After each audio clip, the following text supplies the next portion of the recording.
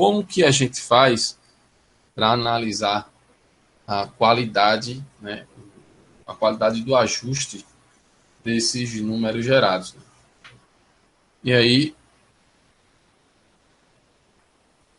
o objetivo é a descrição de testes de bondade de ajuste. Em inglês, aqui nos livros, vocês vão encontrar esse termo, né? Goodness of Fit Tests. Testes de bondade de ajuste. E o primeiro deles é o famoso teste quadrado. Vocês já devem ter visto em algum lugar na vida de vocês. Então, aqui, basicamente, o que é que diz o teste quadrado? Como é que ele vai ser utilizado?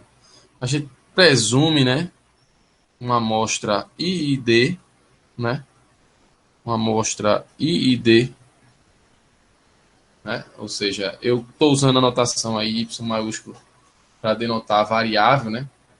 Então, aqui o que eu tenho? Uma amostra aleatória simples, ou seja, todas as variáveis são idênticas, igualmente distribuídas, são independentes e igualmente distribuídas. E aí, qual é a distribuição que envolve essas variáveis? O conjunto 1, 2K, ele está associado a essas probabilidades, P1, P2, P3, PK. Ou seja, cada variável dessa, a chance dela ser 1 é P1, C2, P2, C3, P3 e assim CK, PK. Lembrando, esse teste aqui quadrado corresponde aos casos discretos. Bem, e aí, se nós imaginarmos que a variável é y, né, e que a gente tem uma amostra aleatória desse y, né, o que eu estou querendo testar, a hipótese nula, basicamente é P, a probabilidade do y assumir um valor izinho, exatamente o P izinho, com o i variando de 1 até k. Aí como que a gente vai encontrar a estatística de teste? Teste de hipóteses, vocês pensam o seguinte: hipóteses, e aí aqui eu tenho a hipótese nula, a hipótese alternativa. A hipótese nula, né, é aquela que é verdadeira até que se encontre evidências contra H0, ou seja, na hipótese nula você coloca aquilo que é verdade até que se prove o contrário, vamos dizer assim. E na alternativa você coloca o oposto de H0. Estatística de teste.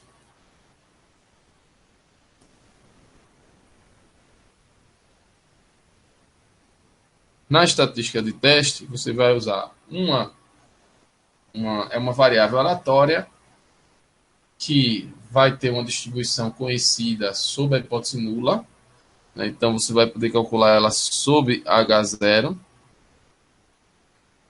que é o mais corriqueiro, né? Ela tem uma distribuição sob a hipótese alternativa também, mas sob a hipótese nula é o mais comum se trabalhar, né?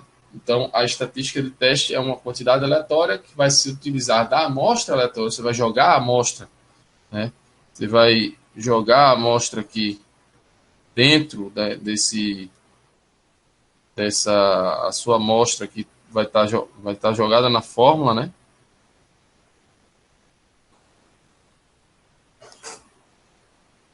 Se os seus dados amostrais vão estar aqui, uma amostra de tamanho n, vão substituir a fórmula dessa variável, que vai ter uma distribuição sob a hipótese nula, e você vai usar os quantis dessa distribuição nula para decidir se você deve ou não rejeitar a hipótese nula, né? E aí, em tese, se a variável sob a hipótese nula tem um comportamento probabilístico, como esse, né? E eu defino aqui um limiar. Eu defino um limiar. Esse limiar ele é definido de forma que a probabilidade armazenada dele em diante, né, e abaixo da curva de densidade de probabilidade, ela é um certo alfa. Né? Esse alfa é o que a gente chama de erro tipo 1.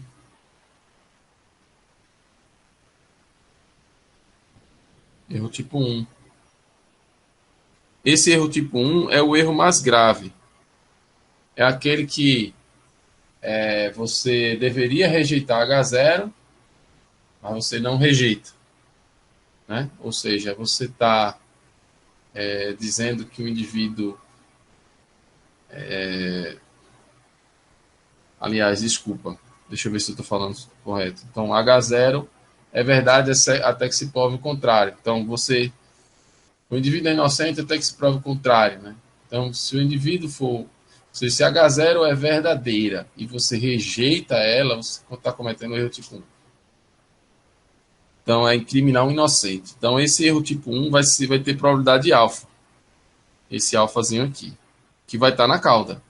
Esse alfa é um valor que corresponde a um quantio extremo, né? Geralmente 5%, 1%, 10%, enfim. 10, 5% são os mais comuns, os valores mais comuns, que é o que a gente chama de erro tipo 1,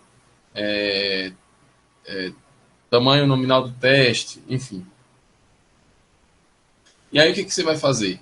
Bem, sob a hipótese nula, se você calcula a estatística e ela cai, né, nessa região crítica aqui, você tem que rejeitar a hipótese nula, né?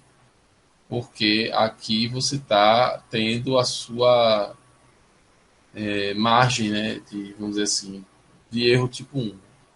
Você controla o erro tipo 1, aí diz assim, ó, não, isso aqui é 5%, é minha tolerância.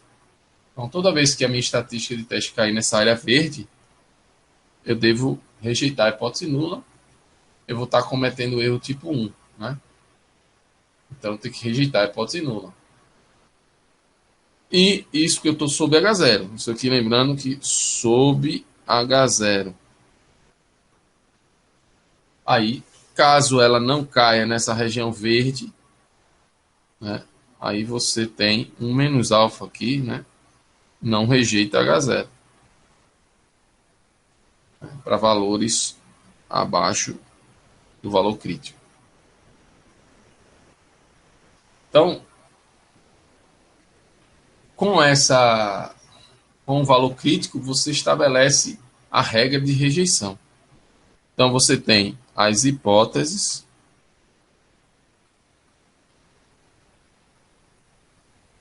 a estatística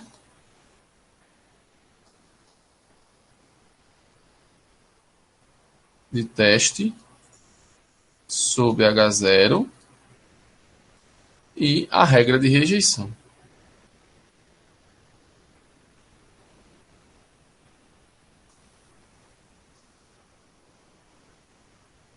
Essas três peças aqui são o que caracteriza qualquer inferência por meio de testes de hipótese. Então, a estatística de teste sob H0 é importante destacar. Uma vez que você define, né, o erro tipo 1, você vai atrás do quantio crítico, né, dessa estatística de teste, que é o valor que você vai tomar como referência de tolerância, né, o limiar, né, para o qual, a partir dele, você deve rejeitar a hipótese nula, uma vez que você vai estar cometendo o erro tipo 1. Então, se você está sob H0 e a probabilidade de cometer erro tipo 1 é igual a alfa sob H0, então você deve rejeitar a hipótese nula acima desse limite crítico que define aí o que a gente chama de regra de rejeição. Bem, dito isso, né, o teste quadrado ele utiliza, né, do seguinte resultado para se formar a estatística de teste. Então, qual é a ideia? Né? Se cada yzinho ele assume um valor i com probabilidade pi, né? E eu vou tirar aqui uma amostra, né, de tamanho nzinho,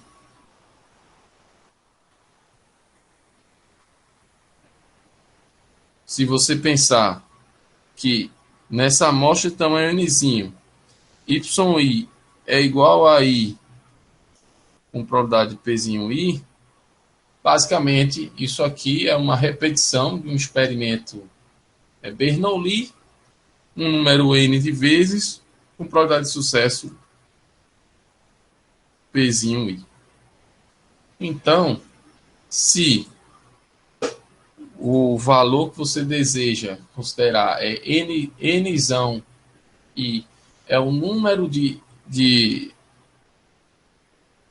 valorezinhos y gerados, né, que são iguais a esse i, né, dado que são independentes, é consequência que esse número nzão i tem distribuição binomial nzinho pzinho i, né? Então, a fim de testar, né, essa hipótese, o que a gente vai fazer? Considerar que n, você vai contar o número de y da amostra que são iguais ao certo i, que varia de 1 a k, né, pode ser 1, 2, 3, você vai fazer isso para cada um desses valores. E nessa contagem, né, como você tem uma amostra de tamanho nzinho, né, uma amostra de tamanho nzinho, nessa contagem, né, para cada i, obviamente, esse valor vai seguir um padrão aleatório binomial, onde são nzinho repetições do tipo Bernoulli, ou seja, é ou não é igual a 1, 2, 3, 1 ou 2 ou 3 ou k, né? É ou não é igual a i, e você tem aqui uma sequência de nzinho realizações, porque a sua amostra aleatória tem também o nzinho. Uma vez que a gente sabe que nzão i, que é o número de termos da amostra aleatória, que é igual a i, que são iguais a i, uma vez que isso tem distribuição binomial, a média da binomial é justamente nzinho, que é o tamanho da amostra, o número de realizações Bernoulli, vezes a probabilidade de sucesso, que nesse caso aqui é a probabilidade desse y ser igual a um desses i's aqui. Tá? E aí eu vou usar esse valor esperado para construir uma métrica, né, comparativa. Né? Ou seja, n é o número que eu observo na amostra. Nzinho pi é o número que eu espero, né, para esse n. E aí eu posso usar uma métrica aqui, uma medida quadrática, uma medida de desvio quadrático.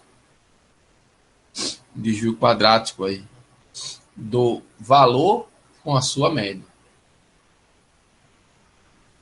Mas também o teste quadrado considera que essa medida vai ser comparada também com o valor da média. Ou seja,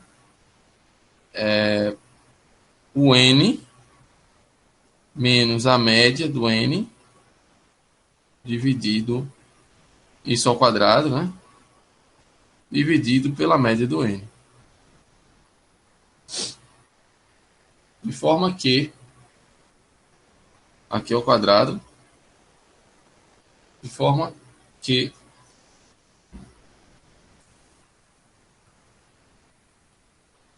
eu estou comparando o n com o que se espera do n, estou fazendo o desvio quadrático e, ao mesmo tempo, estou relativando isso a essa média, a esse valor esperado.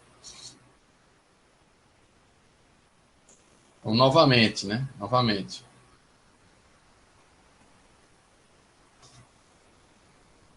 Nós vamos ter o n menos o que se espera do n faz uma medida de desvio quadrático relativa com o que se espera do M. Isso vai ser feito para cada I. E no final, eu vou ter uma medida global, né?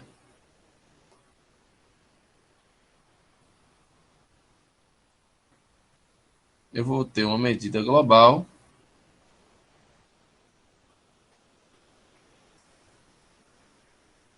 NI, média de NI, uma medida de desvio quadrático, dividido pela média de NI. Só que aí eu tenho que fazer uma medida global, o I variando de 1 até K. Essa é a estatística de teste associada ao teste quadrado. Então, a medida de desvio quadrático, né, e relativo, né.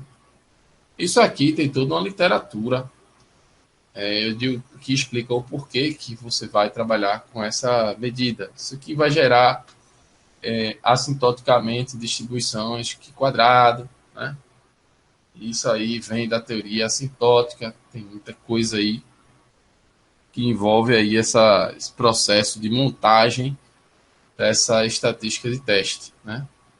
Um teste quadrado, tem os testes de razão de verossimilhança, enfim, tem muita coisa aí que não dá tempo da gente discutir aqui nessa aula. Mas a medida estatística é essa. Quando eu jogar os dados aqui dentro, a minha amostra aleatória, né? Ou seja, eu vou pegar os y que são gerados. Você tem uma amostra de tamanho n, nzinho. Então, eu vou ter y1, y2, y3, yn.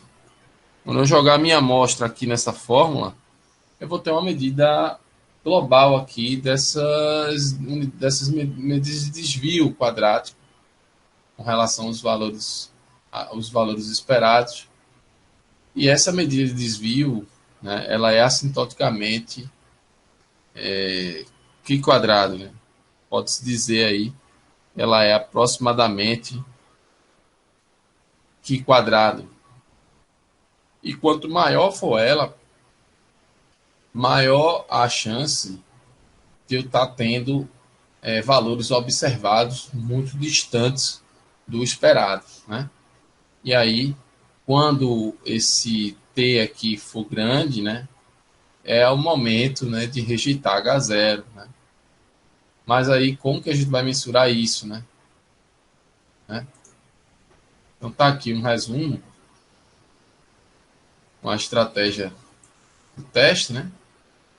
Então, estabelecemos os elementos do teste. H0, Y tem massa de probabilidade PI, com I igual a 1, 2, 3K, versus não H0. Estatística de T é a estatística quadrática que eu acabei de mostrar a vocês, que mensura os desvios quadráticos e relativa a isso com o valor esperado. Faz isso aí como sendo uma medida global, considerando todos os elementos da amostra. E a regra de rejeição, rejeite a hipótese nula quando a estatística de teste superar esse valor crítico, né? Que é o que está escrito aqui. Isso é equivalente a você pensar na formulação do p-valor do teste, né?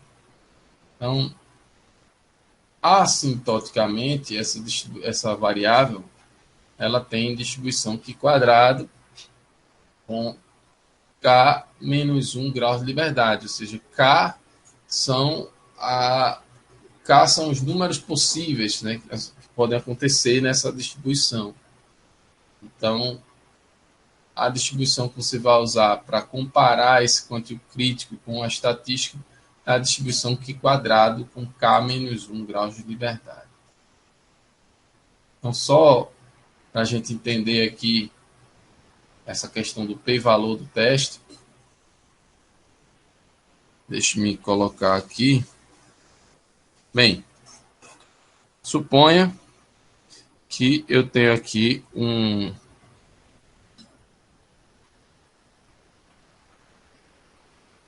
uma ilustração aqui da densidade de probabilidade sobre a hipótese nula.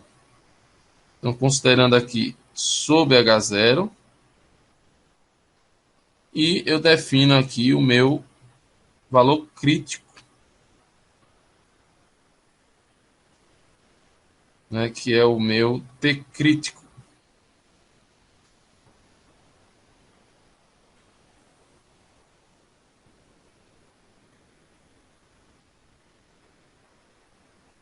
Esse valor escolhido de tal maneira que essa área abaixo da curva vai receber uma probabilidade alfa.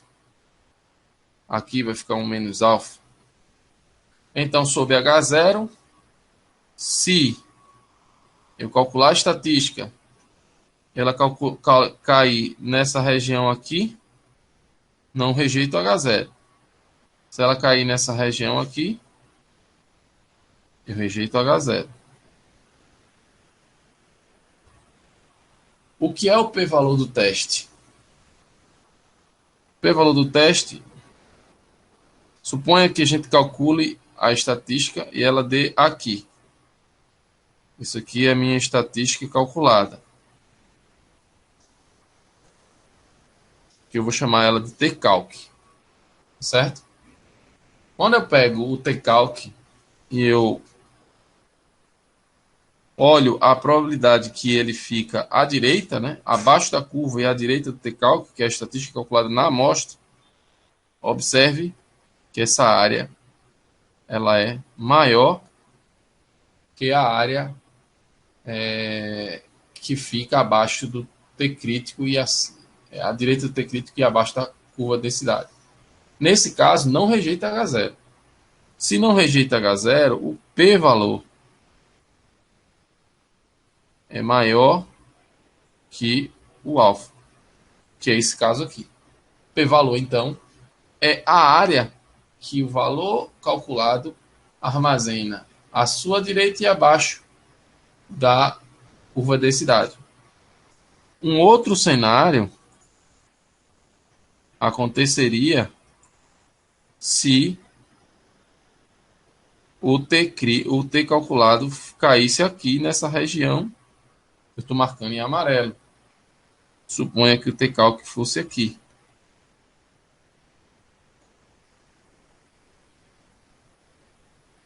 Nesse caso, a área que ficaria armazenada seria menor que o alfa. E nesse caso,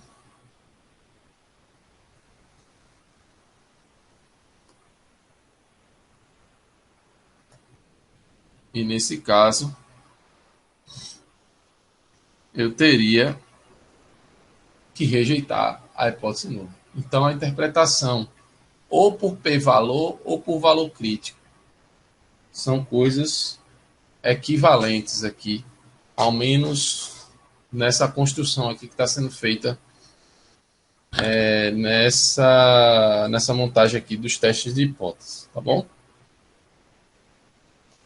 Vocês entenderam aqui? Tudo certo?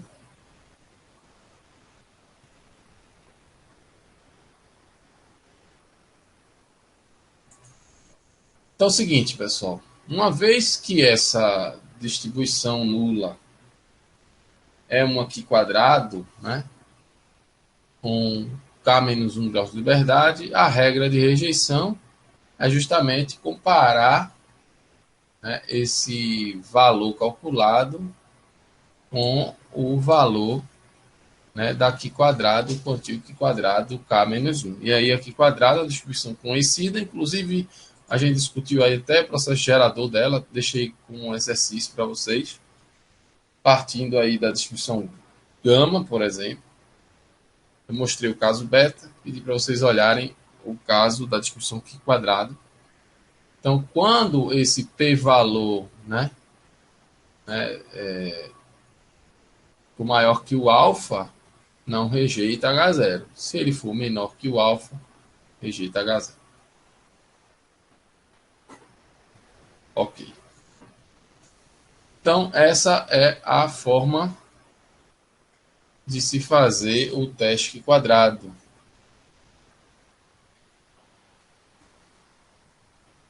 Exemplo, só para vocês entenderem como é que se calcula essa estatística aqui quadrada. Considere uma quantidade aleatória que pode assumir os valores no conjunto de 1 a 5, né? 1, 2, 3, 4, os naturais de 1 a 5, e suponha que o interesse resida, né, em testar se esses números são equiprováveis. E aí, ser equiprovável é dizer que a probabilidade de ocorrência de cada um deles é de 20%, uma vez que são 5 números e cada um teria 20% de probabilidade, a soma seria 1. E aí, suponha que a sua amostra são 50 números, né, gerados. Desses 50 números, 12 são iguais a 1. Né? Então, você tem informação do N1, 5 são iguais a 2, o N2, N1 igual a 12, N2 igual a 5,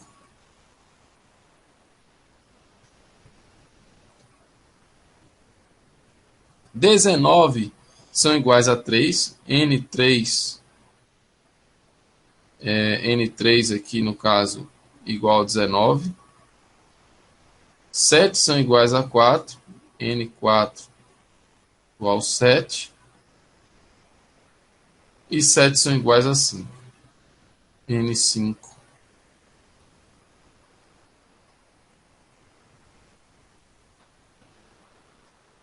7 também. Então, observe, eu tenho 12 uns, 5 números 2, 19 números 3, 7 números 4, 7 números 5 nessa amostra. Então, o que eu tenho que fazer? Pegar o 12, subtrair do valor esperado, né? O valor esperado, essa amostra é uma amostra de tamanho 50, né? Uma amostra de tamanho 50. O que se espera é 20% de 50, né? Seriam 10 observações, é o que aparece aqui no denominador da estatística. Então é o NPI. Como PI é igual a 20% para todo mundo, então é 20% de 50, que é 10. E aí eu vou calcular aqui os elementos dessas parcelas do numerador. Vai ser a primeira vai ser 12 menos 10 ao quadrado, 4. Está calculado o primeiro. A segunda, 5 menos 10, 5 ao quadrado, 25. A terceira, 19 menos 10 ao quadrado, 81. 7 menos 10. Opa, desculpa. 7 menos 10, 3 ao quadrado dá 9. 7 menos 10, 3 ao quadrado dá 9. A conta aqui é o somatório, 12,8 é o resultado. Vamos comparar agora o 12,8 com o quantio lá da Q quadrado, né? A Q quadrado, com 4 graus de liberdade, porque K é igual a 5, K menos 1 igual a 4, né?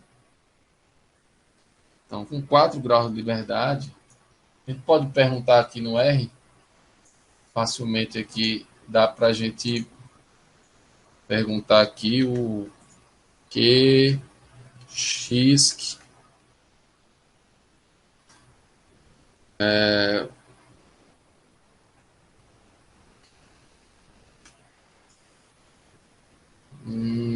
É o quantio que gera a probabilidade. Qual foi a probabilidade considerada? 5%, né? Então vamos considerar aqui 95, né? 0,95, porque eu estou pensando na esquerda, né, da distribuição. 0,95. Quantos graus de liberdade? 4 graus de liberdade. 9, 9,48, né? O valor que foi obtido, né, foi 12,8, né? Deixa eu ver se eu fiz essa conta certa. O quantio, né? 95 com 4 graus de liberdade. Nesse caso, compara com a estatística calculada. Deixa eu ver se eu fiz isso aqui. A probabilidade. Aí, se quiser pegar o p-valor, né? P-valor vai ser a probabilidade no Q quadrado. O valor da estatística é 12,8. 12,8 com 4 graus de liberdade. Né?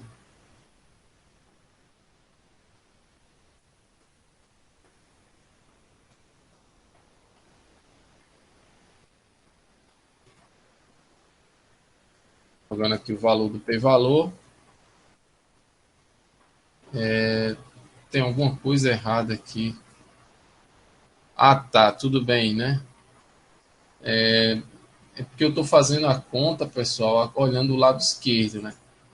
Então, a probabilidade, isso aqui não é o p-value, não, né? Aqui é 1 menos o p-value, né? O p-value vai ser 1 menos isso. Né? 1 menos px.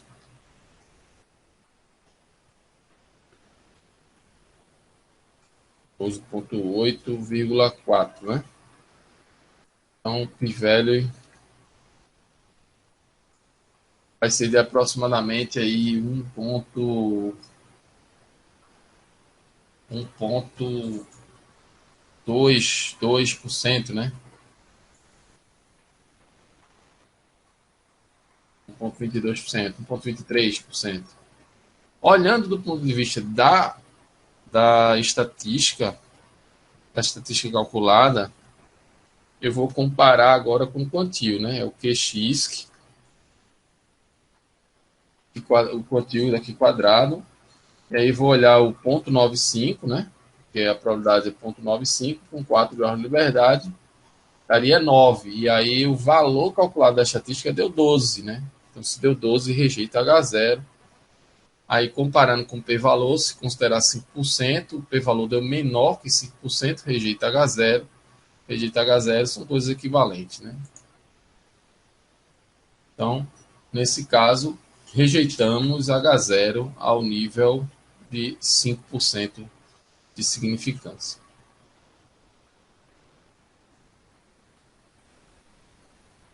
Tem um comentário aqui que eu vou pular ele para o momento,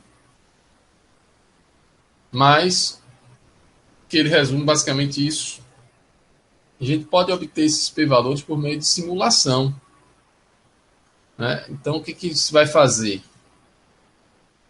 Então, por meio de simulação, o que a gente precisa fazer? A gente vai calcular vários t-calcs. Né? Então, eu vou simular amostras de tamanho n, né? Seguindo a hipótese nula. Em cada simulação dessa, eu vou registrar o número, né, de uns, 2, 3, enfim. Cada izinho vai ser observado nzinho e vezes em cada passo da simulação. Veja, simulação 1, simulação 2. Então, vai ser possível calcular uma estatística de teste para cada passo da simulação. E aí, o que a gente está fazendo aqui? nós estamos simulando a distribuição, né, da estatística de teste sobre a hipótese nula. Né? É importante lembrar que isso aqui está sobre H0. Repita esse processo um número grande de vezes, 10.000 réplicas dessa estatística. E aí, com 10.000 réplicas dessa estatística, algumas vão ficar em valores extremos, outras vão ficar lá no meio da distribuição, outras no início. Enfim, você vai ter uma coleção, né? Você vai ter um conjunto de vários valores observados, simulados para essa estatística. E aí, você pode usar, né, a frequência de valor, a frequência desses valores que ultrapassam lá o valor calculado inicialmente, que foi com a sua amostra original. Compara isso com o valor calculado. Esse valor calculado é o seu valor original, né? Com a sua amostra, você tem um T-calc. Aí você vai comparar esse T-calc com você vai olhar quantas vezes, né? Quantas vezes, né, no seu processo de repetição aí, de simulação de estatística, você vai contar quantas vezes, né, a sua estatística, né, simulada, né, ficou acima da estatística calculada. Pela lei dos grandes números, né, uma aproximação do p-valor seria o quê? Seria exatamente a frequência, né, de rejeições que você teria aí nesse processo de simular 10.000 réplicas, né, dessa variável aleatória que é a estatística de teste sobre H0. De tal maneira que, considerando aí o treino sobre H0, número de vezes que as estatísticas simuladas ficaram, a frequência, né?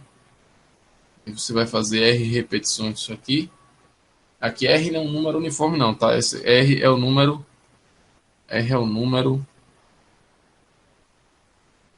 de repetições.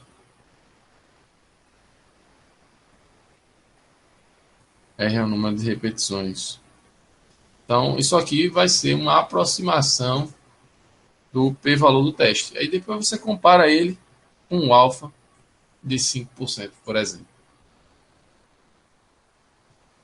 E aí, para a gente encerrar aqui, eu vou mostrar o processo de geração por simulação. Deixa eu ver se eu tenho aqui. Então, aqui, por exemplo, eu tenho um caso onde eu tenho 10.000 réplicas. Vou zerar um contador, né, que é quem vai contar aí quantas vezes eu rejeitei H0. Vou fazer aqui a repetição, um número de réplicas, são 10.000. Vou fazer 10.000 vezes a mesma coisa. Vai gerar, você vai ter que simular a distribuição sobre a hipótese nula, que nesse caso aqui estou usando aqui padrão binomial, estou usando valores binomiais na hipótese nula. E depois eu vou contar, né, quantos desses números gerados são uns, quantos são dois, quantos são três e assim por diante. Vou calcular a estatística de teste, somando assim essas contagens aqui, a estatística de teste está sendo calculada. E se a estatística de teste for maior que o T-calc, esse T-calc tem que ser calculado inicialmente, usando os dados gerados, né? Esse T-calc está calculado aqui em cima.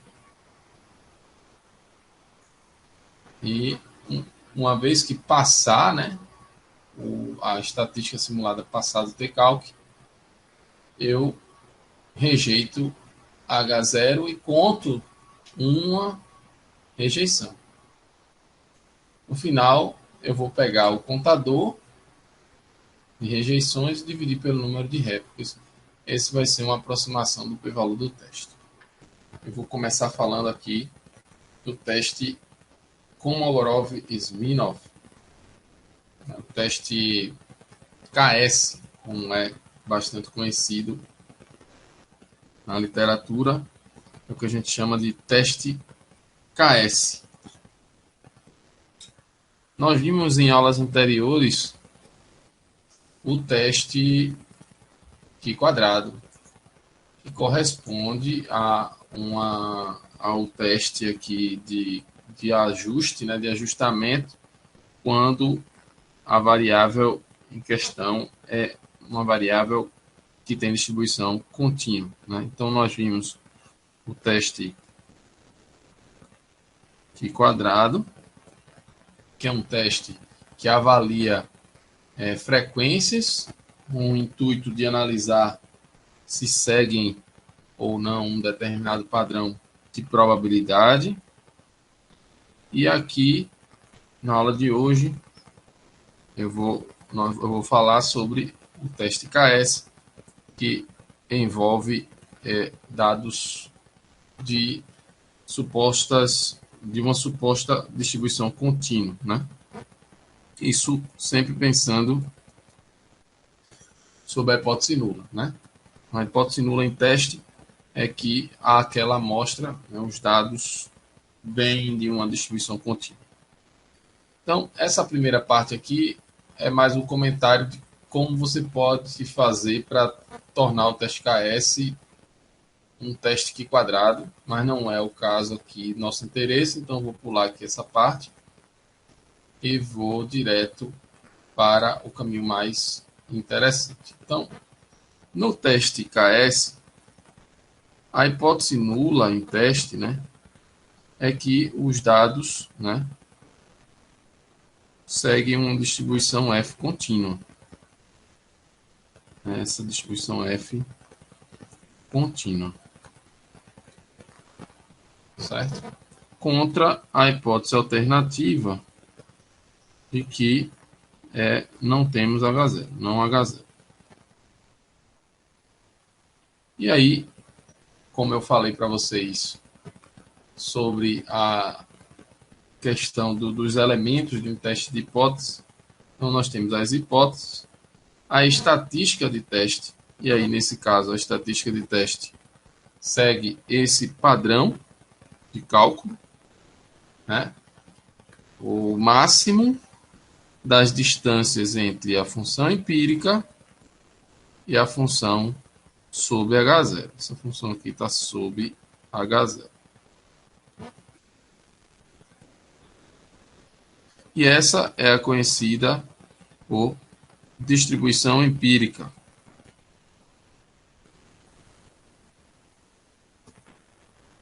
Ok? Distribuição empírica.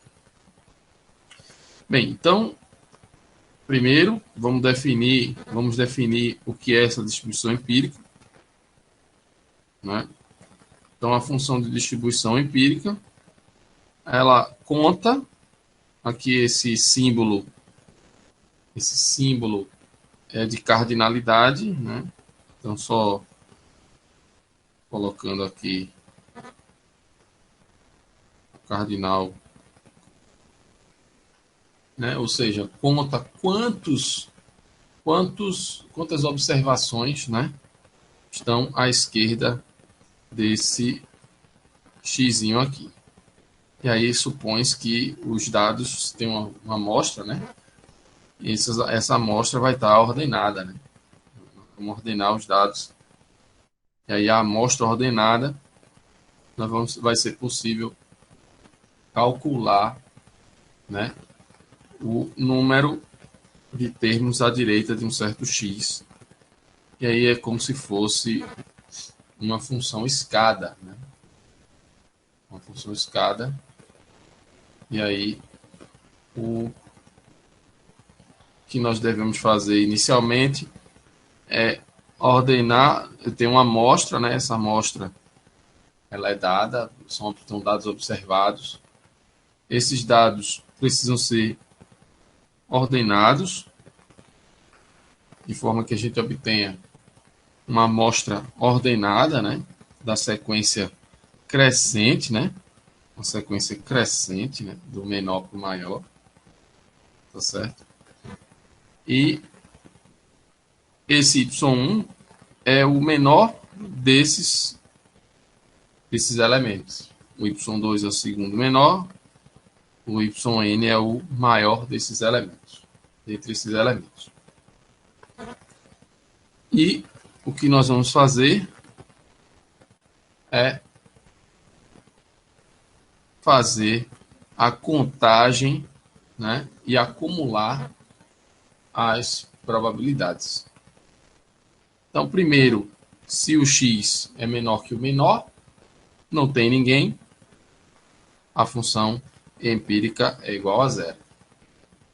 Se você está podendo ser igual ao menor e no máximo inferior ao segundo menor, então eu tenho um de n elementos.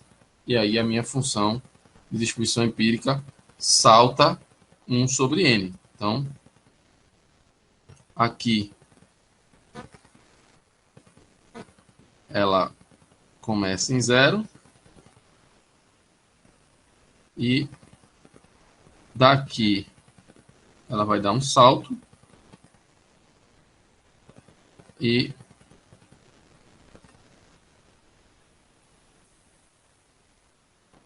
vai dando os saltos até que ela atinge o número 1, né? E aí ela acumula todas as probabilidades. O interessante aqui de observar é que o tamanho desse salto é 1 sobre n, ok? 1 sobre n.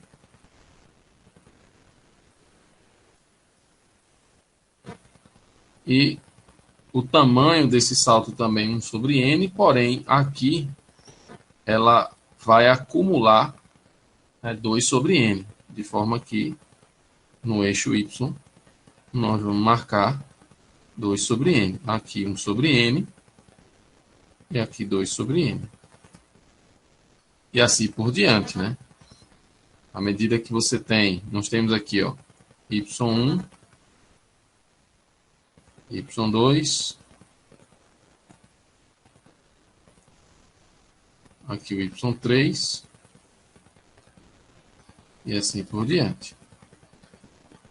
E aí, no final, né, a função acumula 1.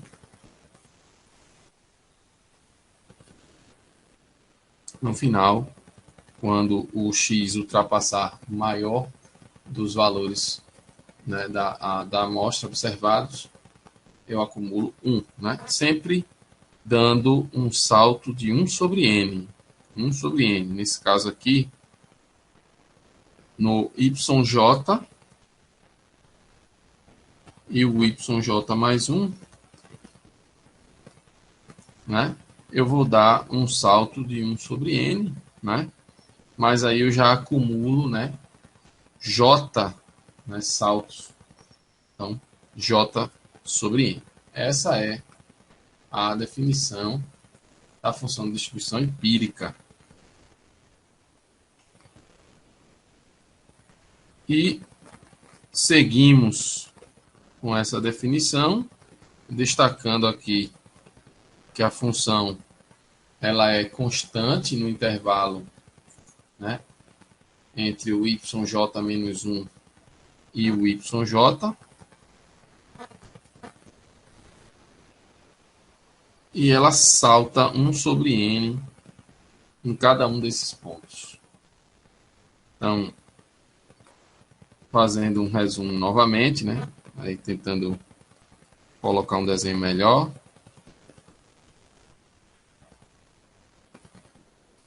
Então, aqui os eixos ordenados.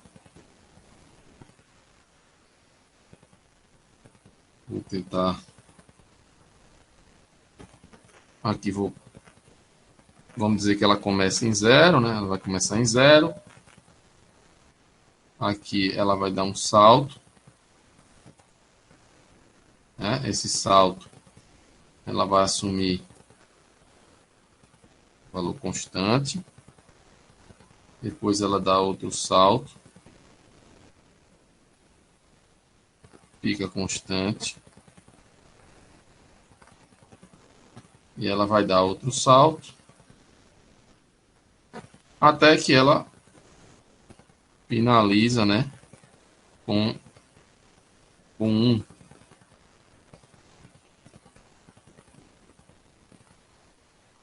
Né, no acumulado, né? Então aqui eu tenho y1,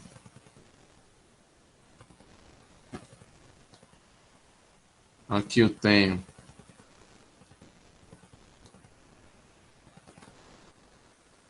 y2, aqui o y3 e assim por diante, o y4 até o yn, né? Esse ponto seria o yn. O yn. E aí, a função dá saltos, acumula a probabilidade de 1, cada salto de tamanho 1 sobre n, né? Cada salto de tamanho 1 sobre n. E são n observações.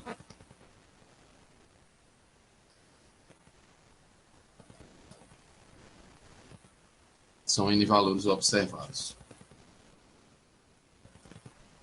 Essa função empírica, ela tende a ser uma aproximação discreta para a função sob a hipótese nula, né? E aqui é importante observar que sempre os intervalos abertos, né? Aqui, por exemplo,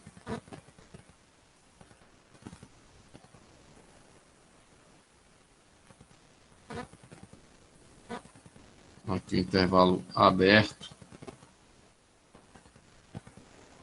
aqui, intervalo aberto, certo? De forma que ela é, a direita, ela não tem a extremidade fechada no lado direito, né, dos intervalos.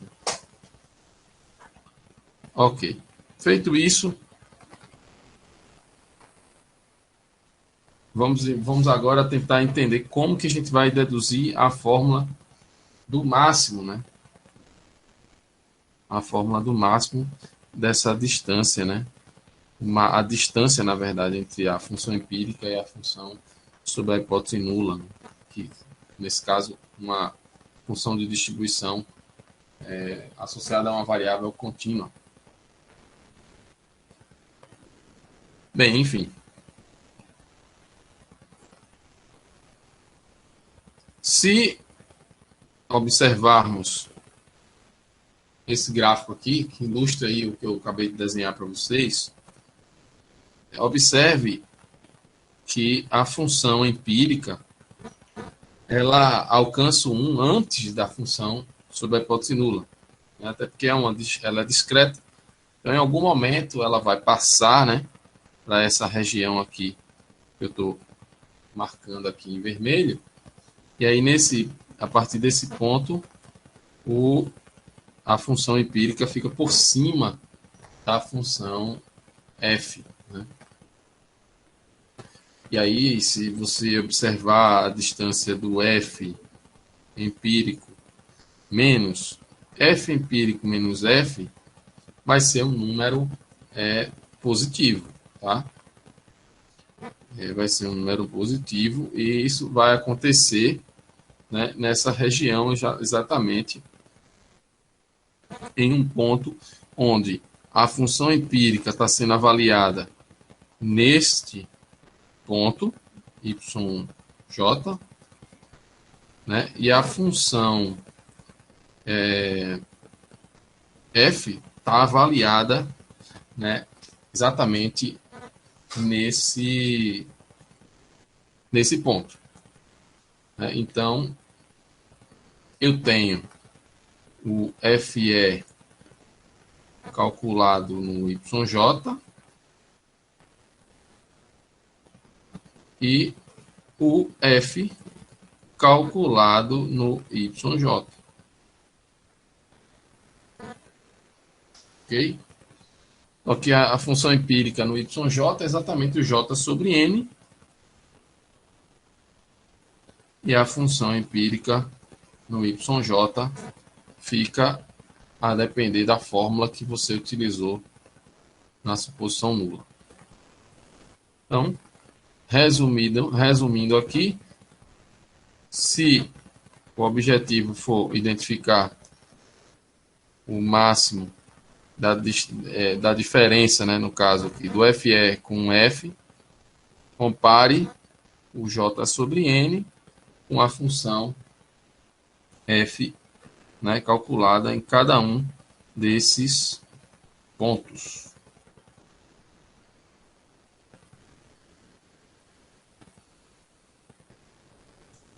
Ok?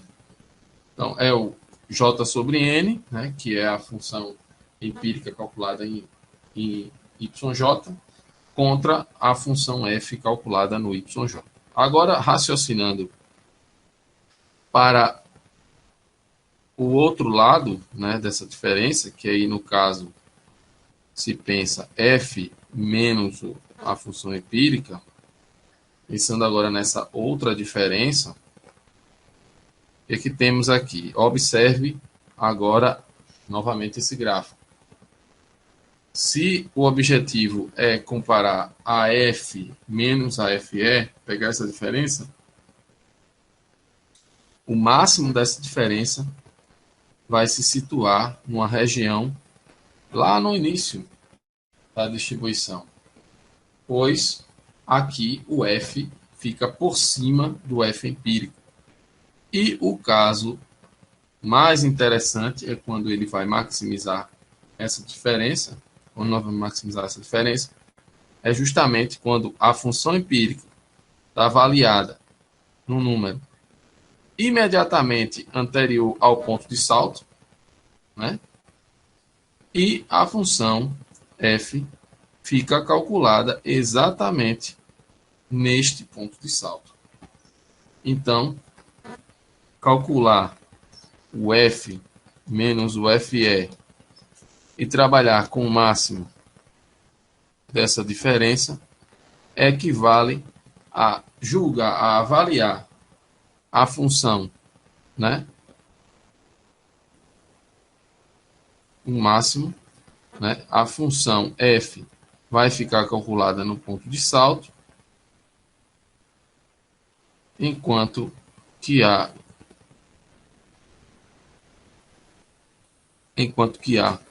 função empírica fica calculada num ponto imediatamente anterior, que seria o J-1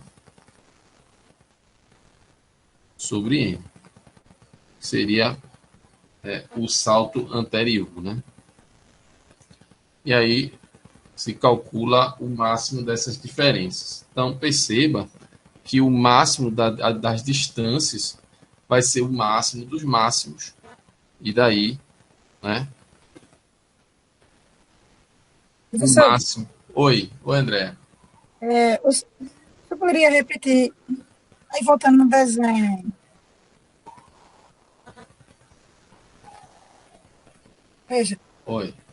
Essa diferença que o senhor falou, essa parte do início com aquele final aí que passa a função empírica, né? A diferença do finalzinho ali, que o intervalo está fechado, está passando uma linha apontilhada, depois segue tangenciando. Menos aquela parte Veja, no começo. Poderia repetir, por favor?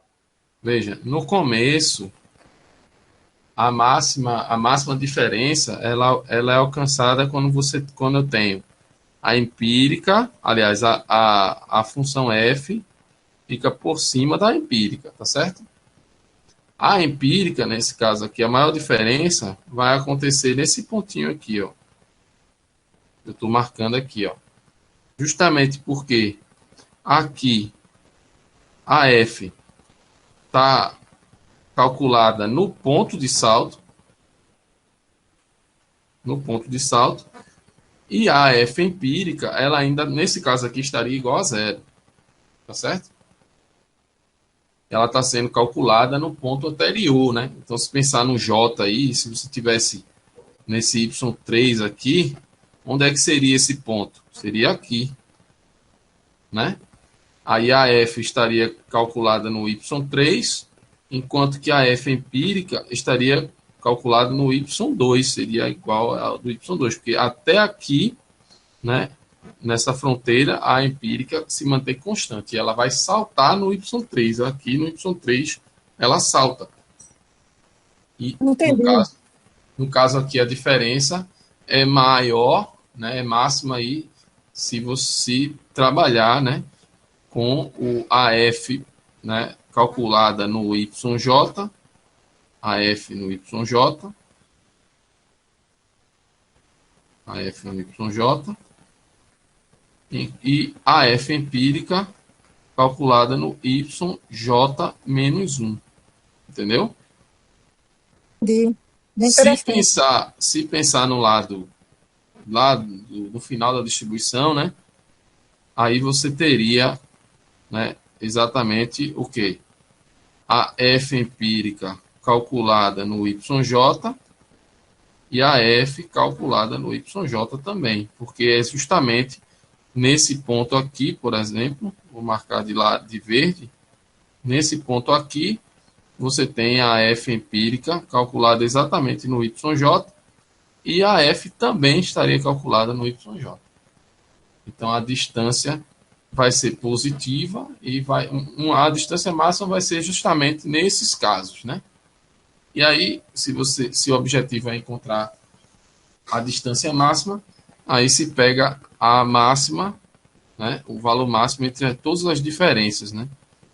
E aí vai ser o máximo dos máximos, né? Que é o que está escrito aqui embaixo, né? Ou seja, né, o máximo da distância é o máximo entre o máximo da diferença FE menos F contra o máximo da diferença F menos FE, certo? E aí, transcrevendo isso aqui em termos já de J, né? Já tem esse aqui, o máximo FE menos F, já está aqui, e o máximo F menos FE está aqui marcado, tá bom? Então, o Bastante. D é o máximo dos máximos. E aí Obrigada, você professor. varia o J de 1 até N, e aí vai varrer todos os Y possíveis observados de forma a garimpar aí o valor máximo dessa distância. Varrer o máximo, né? Procurar o máximo, né? E aí, veja, isso é calculado usando a amostra. Você tem cada um desses Y, são valores observados. Y1, isso estou supondo que estão ordenados, né? Y2, Y3, até o YN, né? YN, tá certo? E aí eu coloco esse parênteses aqui para indicar que a amostra ela está ordenada, né? Uma amostra ordenada. E aí se vai calcular o D na amostra. Quando você calcula o D na amostra, a gente chama isso de decalc, que é a estatística calculada, sob a hipótese nula, considerando aqui a função f como sendo a distribuição, né, em hipótese nula. Tá? Bem, então essa é a forma como a estatística KS é calculada. E aí, o que é o p-valor do teste, nesse caso? Que aí a gente vai definir a regra crítica, o quantio crítico e a regra de rejeição. E aí, com a definição do p-valor do teste, né, vai se observar, né, se a probabilidade do D passar esse decalque, né? Ou seja,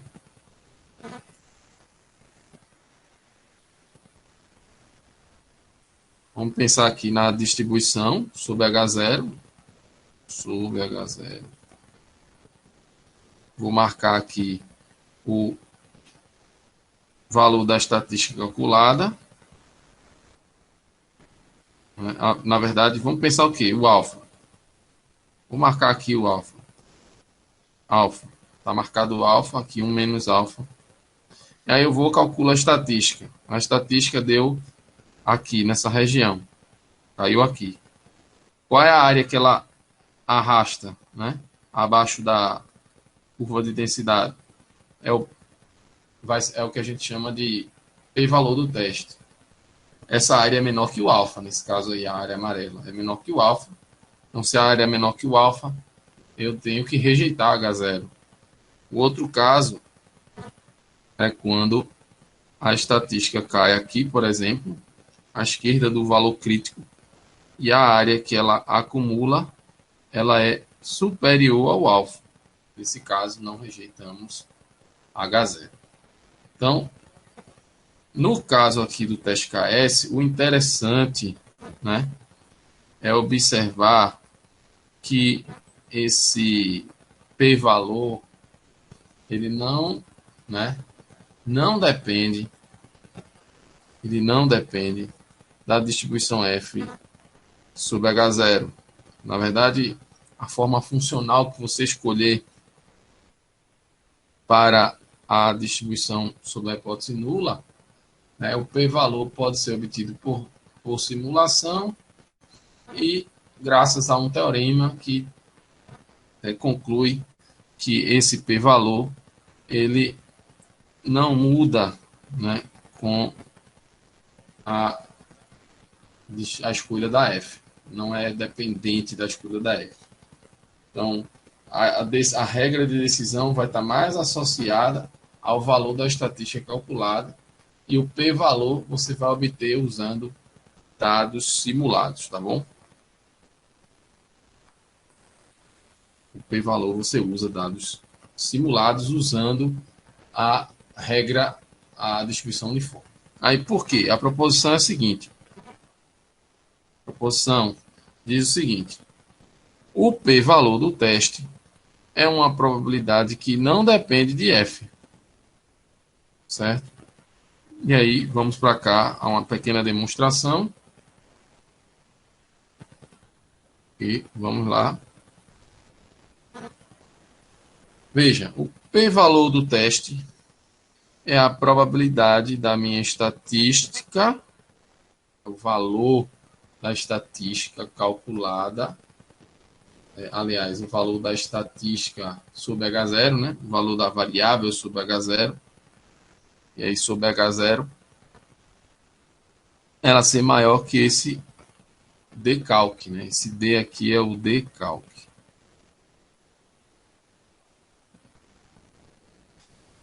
Daí, o que é para se observar é o seguinte: a função empírica contra a função f, né? A função empírica é o cardinal, né? É a quantidade de y que são menores que cada x, dividido por n, que é o tamanho da amostra.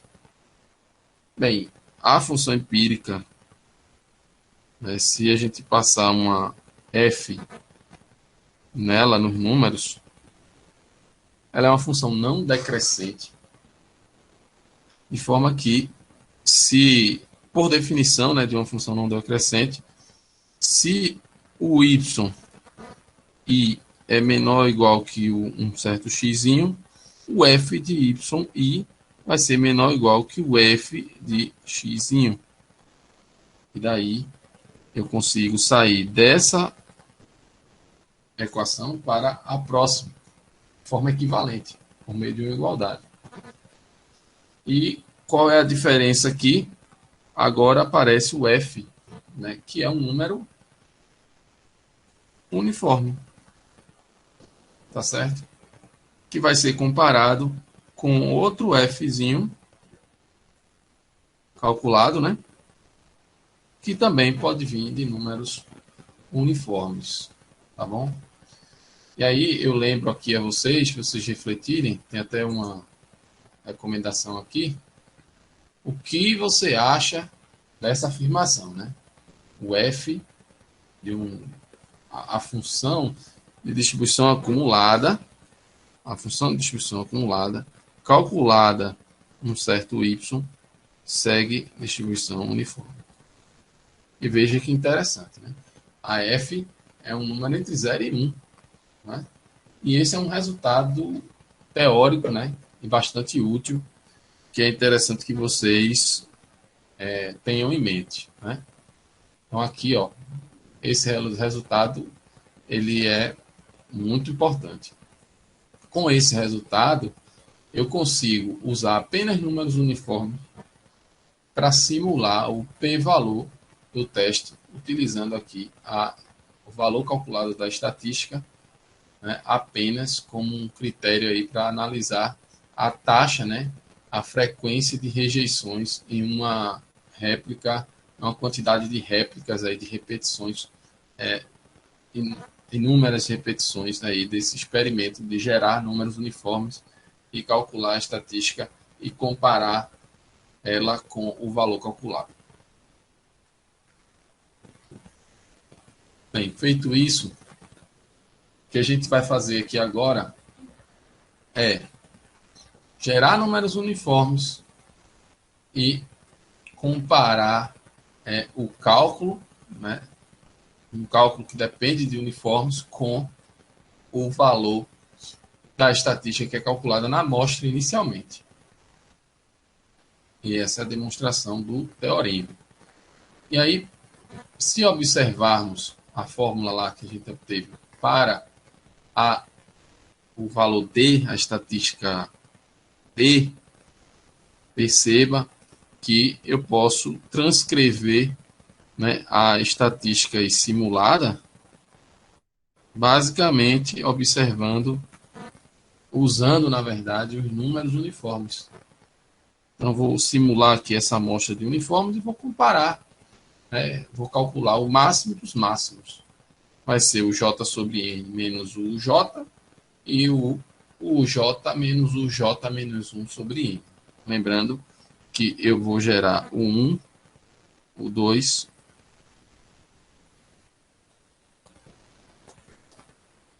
o N,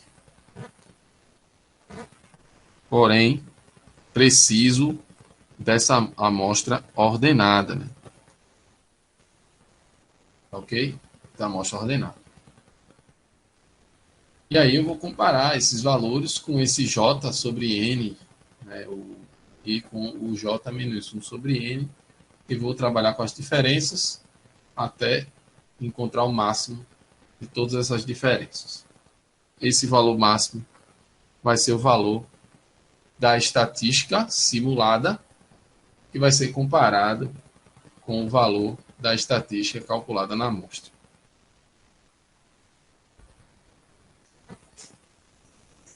E essa amostra corresponde, né, aos y que são observados nos seus dados. Tá ok?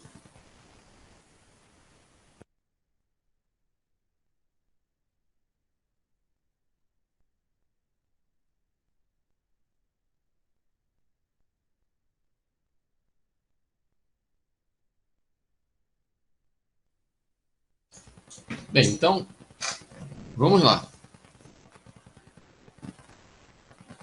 Vamos a um exemplo aqui, só para a gente ter ideia da intuição aqui desse cálculo dessa estatística KS. Então, vou usar aqui esses dados hipotéticos, né, para a gente entender o cálculo da estatística KS. Observe o seguinte, suponha uma amostra de tamanho 3, aí é só um exemplo, né, e que eu tenha gerado aqui o 1 igual a 0,7, o 2 0,6, o 3 0,4. Nesse caso aí vou gerar 3 números uniformes. E, de forma ordenada, né, o primeiro da ordem é o 0,4, que seria o U3. O segundo é o 0,6, que é o U2, né? E o terceiro é o 0,7, né? Que é o U1. Então, o que eu vou fazer? Vou comparar o J sobre N, e aí vou começar com o primeiro aqui, né? Que é o 0,4, que está associado ao N igual a 3. J sobre N, 1/3, né? Menos o valor do número observado, do número gerado, 0,4. Então, calculou a primeira diferença. Vamos para a segunda. Vou dar um salto, 2/3. E o próximo número, 0,6, 2/3 menos 0,6. Fiz a segunda diferença. Vamos para a terceira. E aí, 3 sobre 3 é 1, menos o terceiro número, que é 0,7. E aí, agora, nós vamos fazer o cálculo do F, aliás, aqui eu fiz J sobre M menos o F empírico. O F menos o F empírico, né? Aliás, o F empírico menos o F. Isso aqui é o F empírico menos o F. Agora eu vou calcular o F menos o F empírico. São esses próximos aqui. O F menos o F empírico, aí nós vamos calcular ele, né, o F, né, menos o F empírico, né, nesse caso aqui o F empírico não tem nada, e aí lembrando que esse F é o número uniforme mesmo, porque o F de um número uniforme é ele mesmo, né, estamos usando aqui números uniformes, então 0,4, que é o terceiro, deixa eu ver, o primeiro, né, 0,4 menos o 0, né, que é 0 sobre n. Depois nós vamos ter 0,6 menos 1/3, depois 0,7 menos 2/3. Fechada essa conta,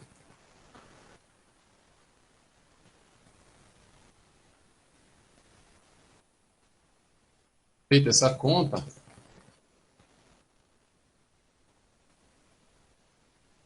o máximo dos máximos, né, ou seja, o maior valor dentre todos esses aqui, né, será o valor da minha estatística simulada. Né? E aí precisa comparar esse valor da simulado, nesse caso aqui 0,4, com o valor calculado com base na amostra. Então teria que usar também a fórmula usando a amostra, né? Lembrando que sempre calculando a estatística sobre a hipótese nula. E aí, usando os dados da amostra, a gente teria que usar aqui a distribuição em hipótese nula, né? E aí usaria as diferenças J sobre N, F de YJ e F de YJ e J menos 1 sobre N. Certo? Com isso, teríamos a estatística calculada na amostra. E aí compara ela com o valor simulado. E a ideia é que se faça essa simulação, né, um número grande de vezes. E aí a frequência de rejeições vai ser uma aproximação, né, do p-valor do teste. Frequência de rejeições, né?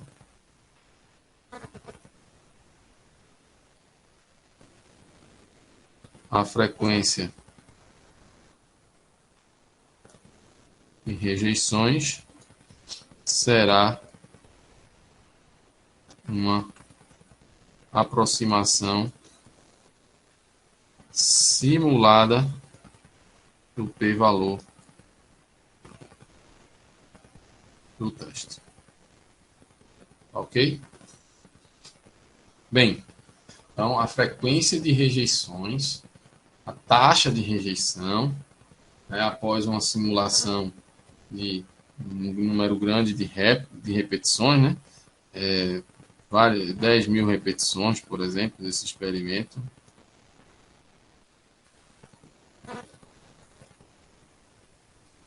Né? 10 mil repetições desse experimento traria aí uma taxa de rejeição, seria uma aproximação para o p-valor do teste. Tá ok?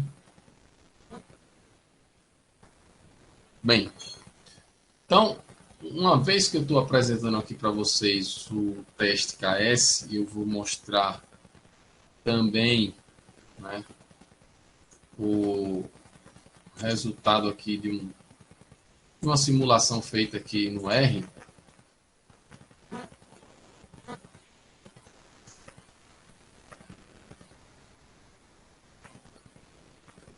Deixa eu achar. Aqui, por exemplo.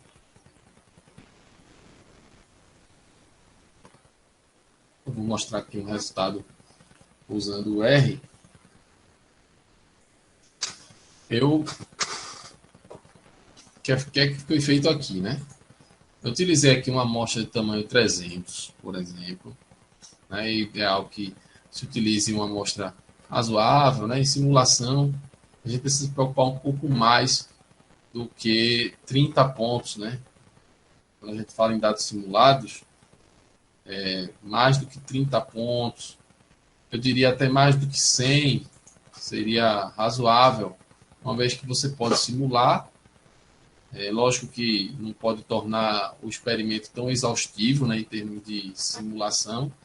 Você vai fazer um laço e esse laço pode deixar o trabalho demorado, né? Mas aqui uma amostra de tamanho 300, o que a gente vai simular.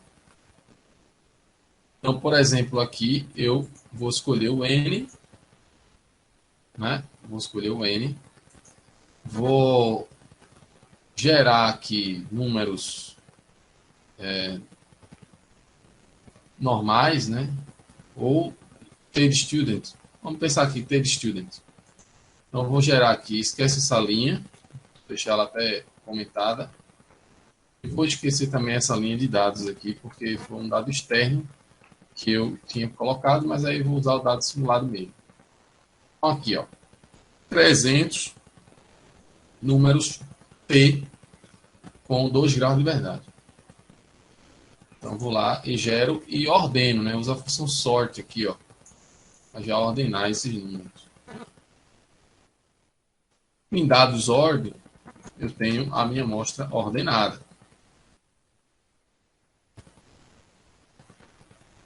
Ok? Do menor para o maior. A função nula, eu preciso calcular em cada um desses pontos ordenados. Então, eu vou usar a função pnorm, que é a acumulada da normal, né, calculada em cada um desses pontos.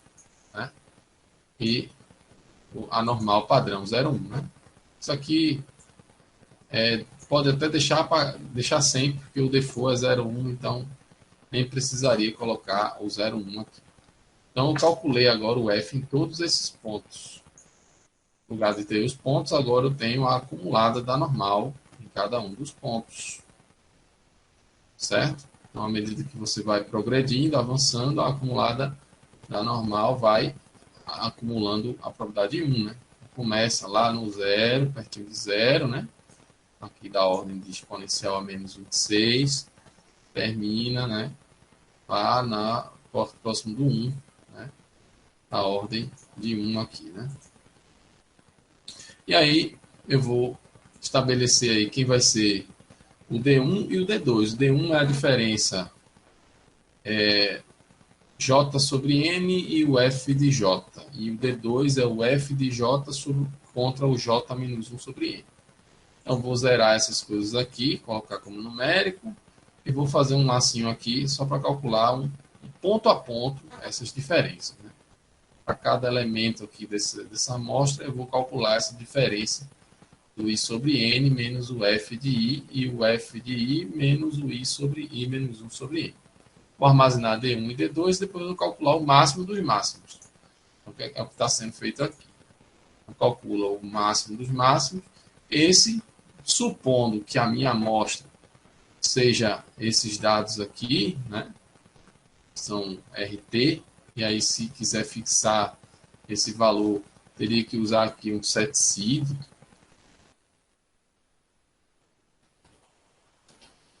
para poder garantir aí que vai dar sempre a mesma coisa, né?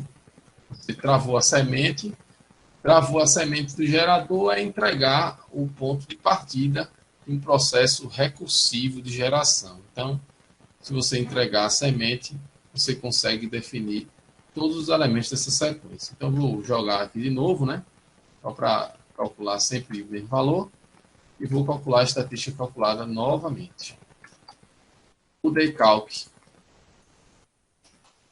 deu 0,0984542. Pensando aqui na função empírica, então a função empírica pode ser também aproximada, aí, pode ser calculada usando essa função ICDF. Eu pego os dados, calcula a ICDF dos dados, ele recalcula essa função empírica. Aqui um plot da função empírica, né? Aqui, obviamente, como tem um N muito grande, né? Mas você vai ver que ela vai dando esses saltos até chegar no 1. Né? Se eu usasse um N menor, seria mais fácil de enxergar esses saltos aqui, né? Por exemplo, aqui, a função empírica. Aqui, vou dar um N menor aqui, 30. Só para a gente ter uma ideia.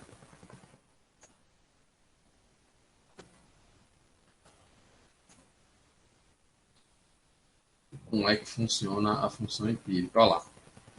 Veja que ela fecha a esquerda, abre a direita, aí vai dando os saltos até começando no 0, terminando no 1. E aí aqui, né, teríamos que comparar essa função empírica com uma função contínua, né, que estaria aí passando, né,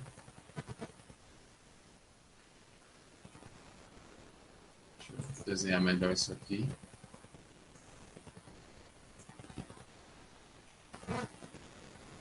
Passando pela função empírica, né? Ok. O desenho não foi muito bom não, mas agora eu vou voltar aqui para o 100, né? Aliás, para o 300, e vou fixar a semente para voltar para os dados anteriores, né? De forma que eu vou obter o mesmo valor do decalque que eu tinha mostrado a vocês antes. Opa, peraí.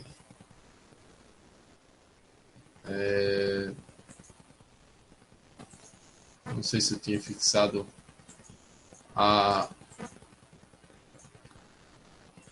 mas agora, ó, fixou a semente 0,98452, que é o valor que a gente tinha obtido antes, né?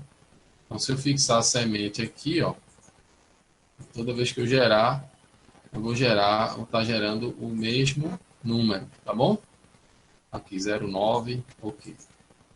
E aí, o que eu tenho que fazer agora? Eu vou simular o p-valor do teste. O que seria simular esse p-valor? Vamos escolher o alfa. Esse alfa é 5%. Número de réplicas, 10.000 réplicas de Monte Carlo. E aí vou usar aqui os D1 e o D2, né? Vou colocar aqui vetores numéricos. E o D, né? Estou calculando sempre o D1, o D2 e o D. Vou estabelecer um contador para saber qual é a minha taxa de rejeição. E vou fazer do 1 até o número de réplicas, né? Vou gerar números uniformes, ordenar eles, né? E sair calculando as diferenças J sobre N e o P unif, que é justamente o valor mesmo, né, do número uniforme. e o P unif menos o J menos 1 sobre I. Aí, feito isso aqui, calcula o máximo e verifica se esse D calculado, simulado, né, é maior que o D cálculo, que foi calculado lá inicialmente. Faz isso 10.000 vezes e imprime a taxa de rejeição, compara com 5%. Eu vou rodar aqui para a gente ver, o tempo nem é tão rápido, não demora muito, na verdade. Então, agora eu tenho o valor dessa taxa de rejeição, né? Ou seja, terminou aqui. O p-valor vai ser o contador, que é essa taxa de rejeição. Posso até ver quantas vezes em 10.000 eu rejeitei 54 vezes, né? Em 10.000, o p-valor vai ser esse 54 sobre 10.000. Esse p-valor, óbvio, aqui, bem menor, né? Que o 5%, ok? E aí eu coloquei aqui só um if aqui, né? Se p-valor menor que alfa, imprima rejeite H0. Se não, não rejeite H0. Só para a gente ter a decisão. Nesse caso, rejeitamos a hipótese nula. Ou seja, com dados T e fazendo um teste de normalidade, eu rejeito a hipótese nula. Tá certo? Ou seja, o teste KS rejeitaria a hipótese nula aqui com base no resultado, né, realizado utilizando o p-valor simulado.